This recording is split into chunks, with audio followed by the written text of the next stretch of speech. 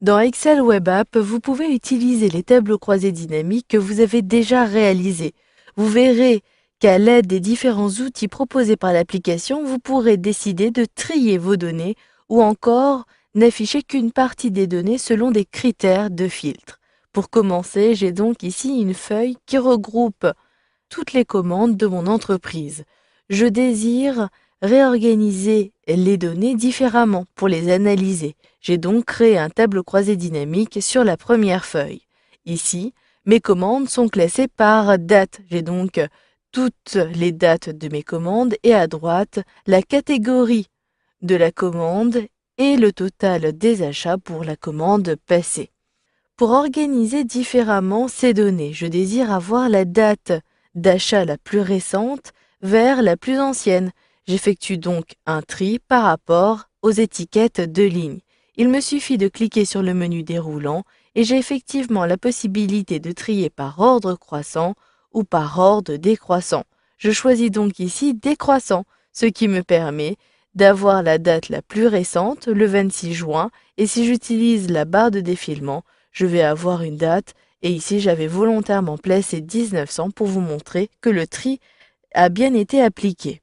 Dans le cas où je veux ici uniquement avoir une partie des commandes avec un critère de date, je vais pouvoir appliquer des filtres sur la date et des filtres chronologiques. Je veux avoir toutes les commandes après le 31 janvier. J'en ai donc avant, je ne veux plus les prendre en compte pour les sommes des achats. Pour cela, j'ai la possibilité toujours depuis le même menu déroulant de retrouver des filtres chronologiques. Je peux choisir ainsi parmi des filtres prédéfinis ce mois, le trimestre prochain, le trimestre dernier, l'année prochaine, cette année, et ainsi de suite. Mais vous allez même pouvoir personnaliser ici vos filtres. Et ici, comme je désire avoir toutes les dates après le 31 janvier, je peux choisir après. Mais je veux vous montrer qu'à partir de la liste des champs, dans le volet de droite, vous pouvez également procéder de la même façon.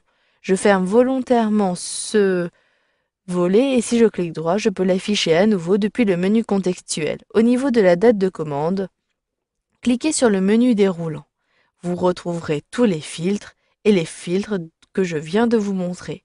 Je sélectionne bien après et je choisis la date du 31/01/2012. Si j'appuie maintenant sur la touche Entrée de mon clavier, vous pouvez même sélectionner les jours entiers. Je clique sur OK pour valider et j'ai bien un réajustement. Je n'ai plus toutes les valeurs qui apparaissent à l'écran. J'ai uniquement les éléments qui apparaissent à partir du 1er février. D'ailleurs, je sais que ma liste n'est pas complète puisque l'icône filtre apparaît au niveau du menu déroulant des étiquettes de ligne, mais également au niveau du champ date de commande. Si maintenant j'applique un filtre, mais uniquement à certaines valeurs ici de ce tableau, je peux le faire toujours depuis le même menu et je choisis d'appliquer un filtre uniquement aux valeurs et les 10 premiers. Si je clique à cet endroit-ci, je vais pouvoir choisir d'afficher uniquement en haut les 12 éléments. J'utilise la touche effacer, je saisis 12. Vous le voyez, vous pouvez choisir pourcent, somme ou élément. Je choisis uniquement les éléments et ici il s'agit bien de la somme de prix TTC. Je clique sur OK et je vais ainsi pouvoir avoir les 12 commandes les plus élevées dans mon tableau. Vous pouvez retirer ces différents filtres que vous avez appliqués. Pour cela, il vous suffira de cliquer sur le menu déroulant du filtre à n'importe quel endroit et choisissez cette fois-ci d'effacer le filtre de date de commande. Je clique donc à cet endroit-ci et le filtre disparaît à la fois à cet endroit-ci et également au niveau de mon tableau croisé dynamique. Je n'ai plus d'icône filtre à cet endroit-ci et je retrouve ma date de 1900.